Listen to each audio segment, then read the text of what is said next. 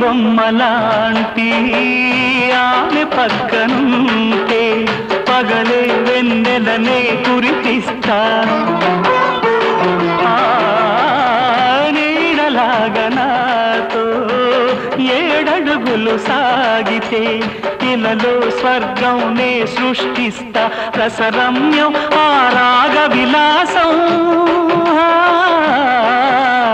రసరమ్యం ఆ రాగ విలాసం వసివాడదు అది ఆ జన్మాంతం అందమైన నా ఊహల మేడకు ఆవిడమణి దీపం అంది అందని నాశలకు ఆమె ప్రతిరూపం ఆ తలపే నా ధ్యానం ఆ అభినవ దేవత నా ప్రాణం